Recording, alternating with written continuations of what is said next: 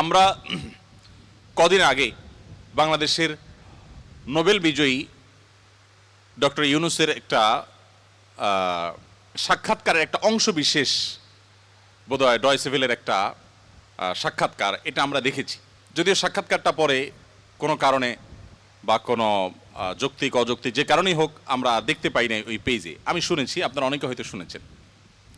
তিনি বলছিলেন যে পৃথিবী তার গন্তব্যের দিকে, ধ্বংসের দিকে এগিয়ে যাচ্ছে, এবং তিনি অন্য পার্সপেক্টিভ থেকে বলেছেন নিশ্চয়ই। কিন্তু আল্লাহ রাব্বুল আলামিন যা বলেছেন সেটি আমাদের সবাইকে উপলব্ধি করতে হবে এবং সেই গন্তব্যে আমাদের যেতে হবে। আমরা যাচ্ছি সেদিকে। পৃথিবী যখন তার গন্তব্যের দিকে বা সৃষ্টি জগৎ যখন তার গন্তব্যের দিকে এগিয়ে যায়, তখন যত বেশি এগিয়ে যাবে ঈমান মানুষের জন্য ধরে রাখা তত কঠিন হবে। আমরা সেরকম একটা সময় পার করছি। আমাদের বাপদাদারা যারা ছিলেন তাদের ঈমানের যে অবস্থা ছিল, তাদের মধ্যে সততা যে পরিমাণে ছিল, আমাদের মধ্যে সে পরিমাণ নিশ্চয়ই নাই। আমাদের পরের জেনারেশন যারা আসবে তাদের মধ্যে ঈমান ধরে রাখাটা আরো টাফ হবে, তাদের পরে যারা আসবে তাদের জন্য আরো টাফ হবে। এভাবে সহিহ মুসলিম বর্ণিত হাদিসে নবী সাল্লাল্লাহু আলাইহি ওয়াসাল্লাম বলেছেন, লা তাকুমুস সাআহ হাত্তা ইউকাল ফিল আরদি আল্লাহ আল্লাহ। অর্থাৎ পৃথিবী ততক্ষণ পর্যন্ত ধ্বংস হবে না, মহাপ্রলয় হয়ে সৃষ্টি জগৎ ততক্ষণ পর্যন্ত শেষ হয়ে যাবে না, যতক্ষণ পর্যন্ত একজন মানুষও আল্লাহ বলার মতো থাকবে। তার মানে পৃথিবী থেকে একটা সময় ইমানদার কমতে কমতে, বিশ্বাসী মানুষ কমতে কমতে এমন একটা পর্যায়ে চলে যাবে যেটা জিরোতে চলে যাবে, কোনো বিশ্বাসী মানুষ থাকবে না। তখন এই পৃথিবী বা সৃষ্টি জগতের আর থাকার প্রয়োজন হবে না। আল্লাহ সুবহানাহু ওয়া তাআলা তখন এটাকে ধ্বংস করে পুনরুত্থান তিনি প্রতিষ্ঠা করবেন এবং বিচার দিবস তিনি প্রতিষ্ঠা করবেন। তো পৃথিবী যেহেতু তার পরিণতির দিকে আগাচ্ছে, এই সময়টাতে ঈমান ধরে রাখা অত্যন্ত টাফ এবং সহজ। মুসলমানের সন্তান হিসাবে, বাই চান্স মুসলিম হিসাবে আমরা আমাদের ঈমানের কেয়ার করা, ঈমানের পরিচর্যা করার প্রয়োজনটা আমরা অনুভব করি না। আমি আজকের এই অনুষ্ঠানের মাধ্যমে আপনাদেরকে উদাত্ত আহ্বান রাখতে চাই, আসুন আমাদের ঈমানের যত্ন করি। আমাদের ঈমানটাকে যত্ন করবার জন্য আমাকে কোরআন অধ্যয়ন করতে হবে, আমাকে কোরআন পড়তে হবে, ঈমানের পরিবেশে থাকতে হবে এবং ঈমান কি সেটা বুঝতে হবে। আপনারা আলহামদুলিল্লাহ, যেটি আমি বলছিলাম, আপনারা সবাই বাংলাদেশের ভবিষ্যৎ, আপনারা সবাই এই পৃথিবীর ভবিষ্যৎ। আপনাদের প্রত্যেকের মধ্যে যে সম্ভাবনা লুকিয়ে আছে, সেই জায়গা থেকে আপনারা যদি চেষ্টা করেন ইসলামটাকে জেনে বুঝে অনুসরণ করার মানার, তাহলে সেক্ষেত্রে আমি দৃঢ়ভাবে বিশ্বাস করি যে আপনি ইসলামটাকে এনজয় করবেন। আমি একটি কথা থেকে অন্যদিকে গিয়েছিলাম যে এক ভদ্র মহিলা আমার কাছে এসেছেন ইসলাম গ্রহণ করবার জন্য। আমি তাকে জিজ্ঞাসা করলাম, এফিডেভিট সব কমপ্লিট করেছেন এবং আইনি সমস্ত পদক্ষেপগুলো শেষ করেছেন, বললাম যে আপনি ইসলাম কেন গ্রহণ করবেন? যারাই আমার কাছে এই টাইপের আসে আমি জিজ্ঞেস করি, কারণ আমার তো জানা আছে যে বাংলাদেশের আমাদের মানুষের প্র্যাকটিস দেখে তো তার ইসলাম গ্রহণ করার কথা না, আরও ইসলাম থেকে পালানোর কথা। কেন গ্রহণ করেছেন? তো তিনি বললেন, ইসলাম সম্পর্কে আমি বই পড়েছি, এই বই আমাকে প্রভাবিত করেছে। আবার কোনো কোনো ব্যক্তিকে আমি দেখেছি, তাদের ব্যক্তিত্ব দেখে, নিশ্চয়ই সেরকম ব্যক্তিত্ব খুবই কম, দেখে আমি প্রভাবিত হয়েছি।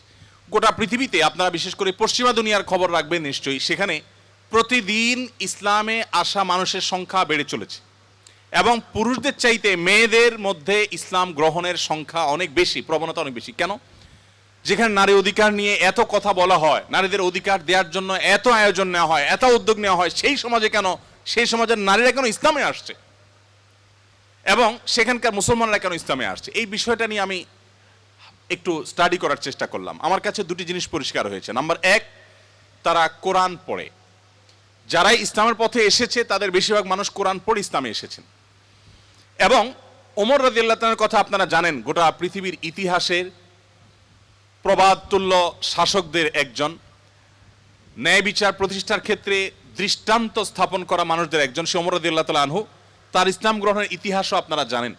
তিনি কিন্তু নবী সাল্লাল্লাহু আলাইহি সাল্লামকে হত্যা করার দায়িত্বে নিয়োজিত হয়ে সে দায়িত্ব পালন করার জন্য যাচ্ছিলেন। প্রতিমধ্যে তিনি তার বোন বগ্নিপতির কণ্ঠের তেলাওয়াত শুনেছেন। এই ঘটনা বিভিন্নভাবে বর্ণিত হয়েছে, আপনারা জানেন। সেই তেলাওয়াত তাকে এতটা প্রভাবিত করেছে যে তিনি হত্যার পরিবর্তে বরং মুহাম্মদ সাল্লাল্লাহু আলাইহি সাল্লামের কাছে হাত দিয়ে তার হাতে ইসলাম গ্রহণ করেছেন। তার মানে কোরআন সামান্য একটু শোনার পর তার ভিতরে এরকম প্রভাব পড়েছে। আপনাদেরকে আরেকটা গল্প শোনাতে চাই। তোফাইল ইবনে আমর আদ-দুসি একজন বড় মাপের কবি ছিলেন ইয়েমেনের। শুধু বড় মাপের নয়, আমরা জাতীয় কবি বলে, তখনকার জাতীয় কবির কালচারভাবে ছিল না, যদি থাকতো হয়তো তিনি ইয়েমেনের জাতীয় কবি থাকতেন তখনকার। তোফাইল ইবনে আমর আদ-দুসি, দুস ওনার গোত্রের নাম। উনি যেহেতু বড় সাহিত্যিক এবং কবি ছিলেন, এবং সেই সময়ে কবি সাহিত্যিকদের অনেক কদর ছিল। বড় বড় রাজদরবারগুলোতে কবি সাহিত্যিকদেরই পদচারণা সবচেয়ে বেশি ছিল, এবং সবচেয়ে বড় পুরস্কারগুলো তারাই জিততেন। প্রশংসা করে রাজাদেরকে বিভিন্ন কবিতা, বিভিন্ন পংক্তি, বিভিন্ন লেখা এগুলো উপহার দিলেই পুরস্কার পেতেন। তো তোফাইল ইবনে আমর আদ-দুসি যেহেতু সাহিত্যিক ছিলেন, ভিআইপি ছিলেন, তিনি মক্কা উমরা করতে এসেছেন। মুহাম্মদ সাল্লাল্লাহু আলাইহি সাল্লাম তখন গোপনে ইসলাম এর দাওয়াত দিচ্ছেন।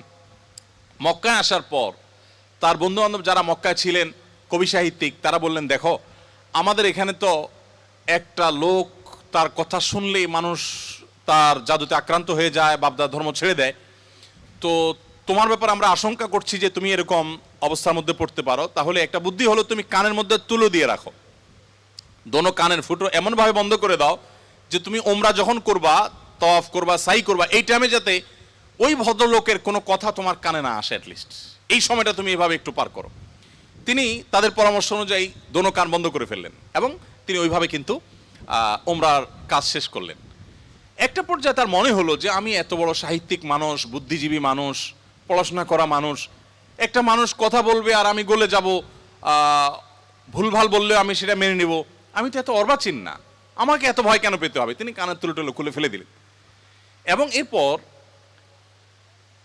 তিনি হারামের কোন এক জায়গা থেকে কোরআনের কিছু আয়াতের অংশ বিশেষ তার কানে আসলো। আসার পর তিনি সাহিত্যিক মানুষ, বুঝলেন যে এটা তো এই মানের ভাষা, এই মানের সাহিত্য, এটা তো কোনো মানুষের রচনা হতে পারে না, বা এই ধরনের রচনা তো আমি আগে পড়ি নাই, এটা তো একটু ব্যতিক্রম মনে হচ্ছে।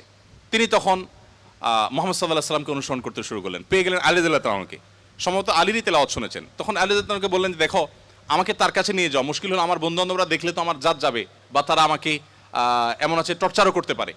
তাহলে এক কাজ করো, নিয়ে চলো। আলী রাদিয়াল্লাহু সামনে সামনে যাচ্ছেন, উনি পিছিয়ে পিছিয়ে যাচ্ছেন। যে পরে তিনি ইসলাম গ্রহণ করলেন, এবং তিনি অনেক টর্চারের মুখোমুখি হলেন। তার মাধ্যমে ইয়েমেনে ইসলাম ঢুকে প্রথম ব্যক্তি ইয়েমেন থেকে ইসলাম গ্রহণ করা। আমি আপনাকে 50টা ঘটনা শোনাতে পারবো যে মানুষগুলো ইসলাম গ্রহণ করেছেন শুধুমাত্র কোরআন স্টাডি করে, কোরআন পড়ে। আমি আপনাদেরকে আজকে আহ্বান করে যেতে চাই, বাই চান্স মুসলমান আমরা যারা আছি, আমরা একটু ইসলামটাকে বোঝার চেষ্টা করি, আমরা ইসলামটা একটু জানার চেষ্টা করি। আমরা অনেকে মনে করি কোরআন হাদিস এগুলো হুজুরদের সাবজেক্ট, এগুলো শুধু ওনারা পড়বেন, আমরা শুধুমাত্র হুজুরদের মুখের দিকে তাকিয়ে থাকবো আর শুনবো। আপনি সেই ধর্মের অনুসারী, যে ধর্মের প্রথম নির্দেশ কিন্তু নামাজ পড়া নয়, যে ধর্মের প্রথম নির্দেশ কিন্তু রোজা রাখা নয়, যে ধর্মের প্রথম নির্দেশ হলো ইকরা, তুমি পড়ো। আপনি সেই ধর্মের মানুষ যেই ধর্মে আপনাকে জ্ঞান ভিত্তিক দিন আপনাকে গ্রহণ করতে বলা হয়েছে। আল্লাহ সুবহানাহু ওয়া তাআলা কোরআনে বলেছেন ফাআলাম আন্নাহু লা ইলাহা ইল্লাহু। ইমাম বুখারী রাহমাতুল্লাহ আলাইহি কোরআনের পর সবচেয়ে বড় বিশুদ্ধতম আপনার ব্যাখ্যা গ্রন্থ, সেখানে আল্লাহ রাব্বুল আলামিন যে কোরআনে আয়াতে বলেছেন, এর আলোকে ইমাম বুখারী রাহমাতুল্লাহ একটা অধ্যায় রচনা করেছেন। তো ইমাম বুখারী রাহমাতুল্লাহ আলাইহির একটা অধ্যায়ের শিরোনাম ছিল এরকম, বাবুল ইলমি ক্বাবলাল কাউলি ওয়াল আমালি বি।